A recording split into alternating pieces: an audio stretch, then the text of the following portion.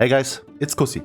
Welcome back to the already 10th goddamn episode of our first 0 to 3k journey that will also be the last, well, for this season at least. In the last episode, we ended up on an item level of 479, a score of 2809, and the desire to finish this entire thing coming reset. Now, I know a few of you will be confused right now, since I told you that I probably won't make it till today for another video, but turns out, your boy morphed into Miley Cyrus Prime, cause I can't stop and I won't stop.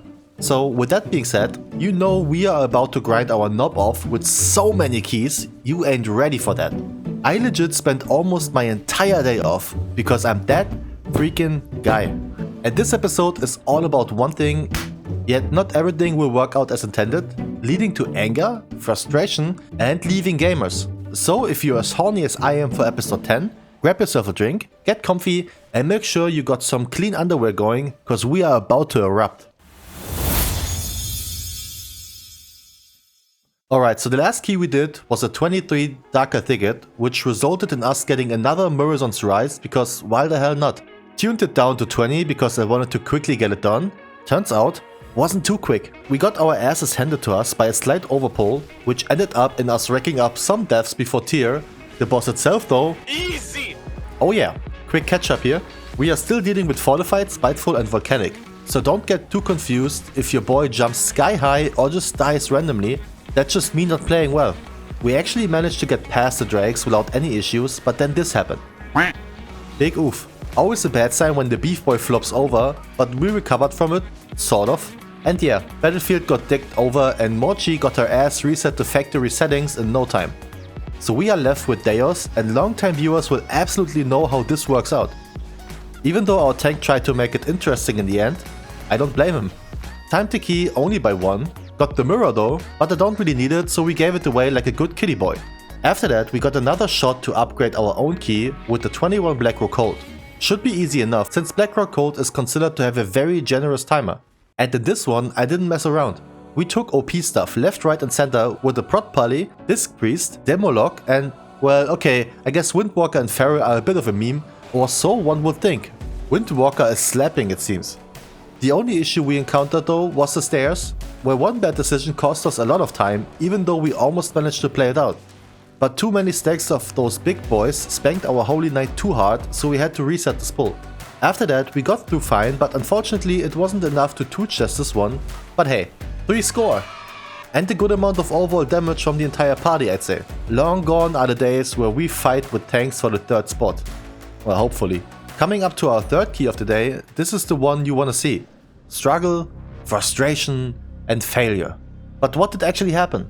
Everything worked out very well towards the first boss, and even the boss itself was only a pushover for this party. Yet problems occurred when meeting those fun abominations. Needless to say, those bad boys hurt, and I tried to use my defensives as much as I could to minimize the damage taken from the eruption.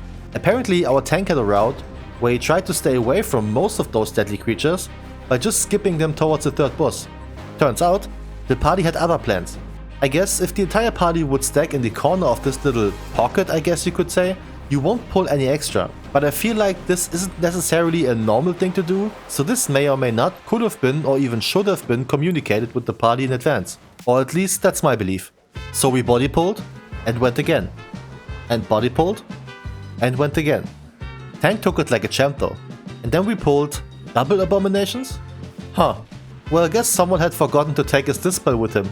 Oopsie? So once again we died and went for another time. This time the tank was done playing, so we went with Lust to get rid of the final pack before the 2nd boss. Easy. Only took us 16 deaths and half the timer to get to this point, but for some wonky reason, this is still not over. So we go for the 2nd boss and... Oh. Well, I guess we wipe and go again. Never mind. We done. Honestly, I was hoping this would happen. I didn't feel like I'm in the position to just trash on everyone and leave, but I was hoping someone else would do it. Everbloom is at least a key people apply to, so I was certain I will find another group real quick. And I got quite lucky. Tank, Heal, Bloodlust, Master Spell, this was a wet dream of a pre-made group on this week, and then even some mad Demon Hunter applied. Time to get carried, baby. But turns out, after we pulled with Bloodlust, we overpulled a bit here. Too many caster adds, not enough CC or kicks, wipe. This starts off great. Shortly after I also found out why this wasn't working as it should be, considering their score and experience. The mage was trying out fire, and the tank is actually a DPS main that probably also tries tank. Now, the tank didn't say that, but I checked him out afterwards. Usually I don't really care, to be honest, since I reckon they have a basic understanding on what they're doing, but after that crushing 22 run just now, I was a bit fed up.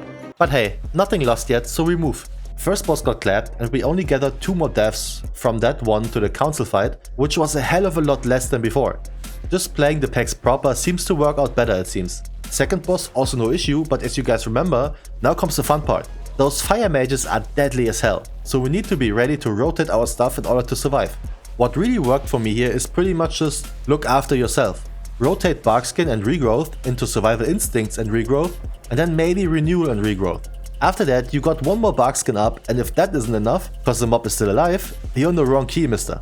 And of course, we got digged down. And by we, I mean me and the healer. Frostbolt hitting for over 500k, that is rough, man. But the rest of the gang was able to finish them off thankfully, so we got about 10 minutes for 2 bosses, should be doable. Also 3 CRs.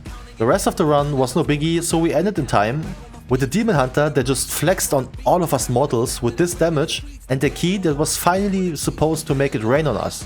Score-wise, I was so ready.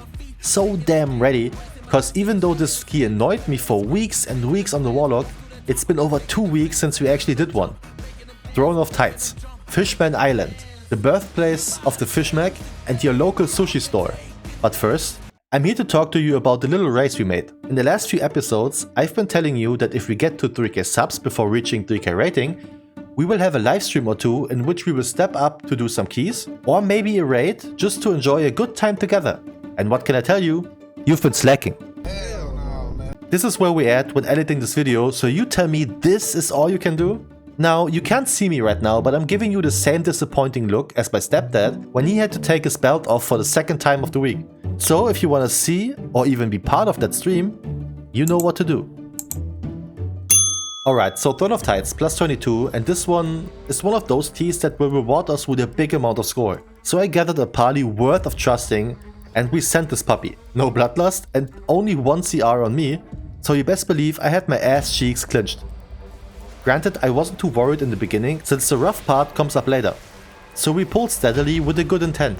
We only encountered a little bit of struggle on the Ravager, which I will blame mostly on the positioning of it, considering we had half the room to play it and decided to finish this thing in the entrance.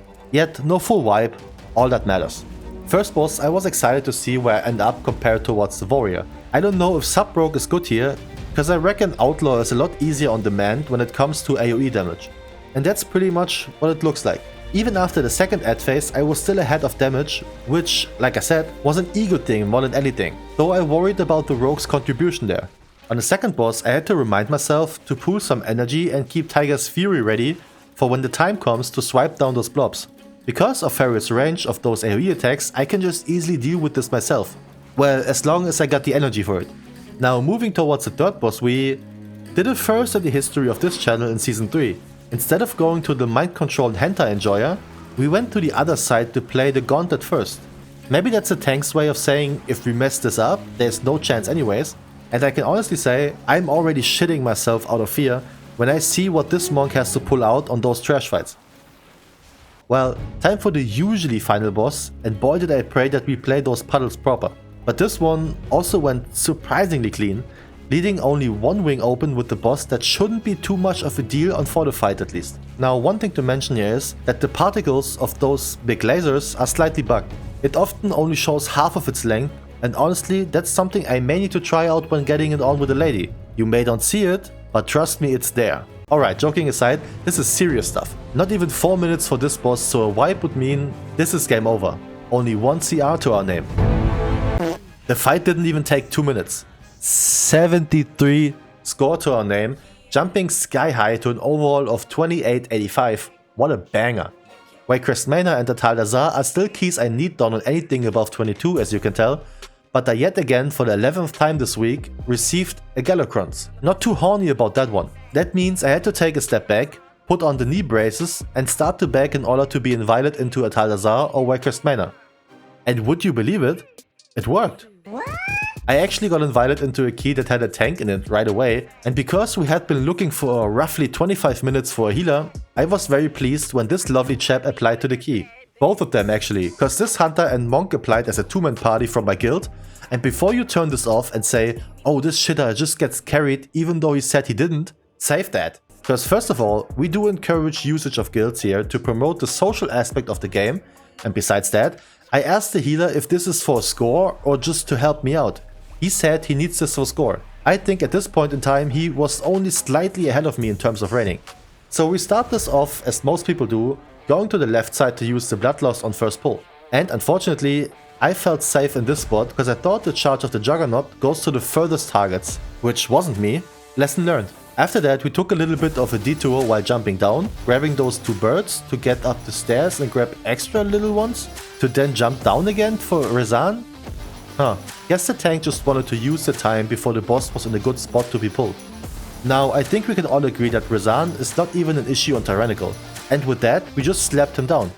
After that we made our way towards the second boss through the black part of the dungeon, which I'm honestly not a fan of.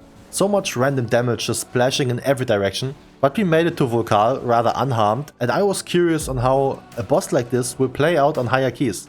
Turns out he just got absolutely rolled. Easy! Skipping forwards a few of those birds, we did get into a little bit of trouble when pulling the big pack in front of the priestess. Because it looks like the Guardian's force had actually pulled the boss. That was like 20 yards away? The hell. Well, no one important died, and the rest of the party recovered after the tank was thinking quick and pulled the boss far enough to reset. Now the boss took merely 90 seconds, which means we probably have around 3-ish minutes for the final boss as well as the bloodlust in that window to potentially two-chest it. But unfortunately this dumbass feral had other plans. Granted, when watching the footage, I knew the spider was there. I saw it going there.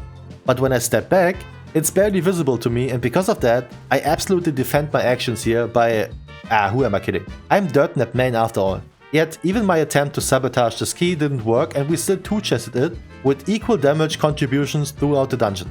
Don't give me that look, man. Okay, come on. I died on the big pole before the priestess. Surely that's where the damage is coming from. Nonetheless, another 26 score to our name, ensuring we hop over the 2900 mark. But this is where we will wrap up this episode. Hope you don't mind that this one is a bit shorter, but considering I said I won't make it for an upload today, I think I'm pretty joyful about that. So, tune in for the next episode, which will be the final episode of this journey. As always, thank you for watching, have a fantastic day, week or weekend, and I will catch you in the big season finale of our 0 to 3k challenge. Peace.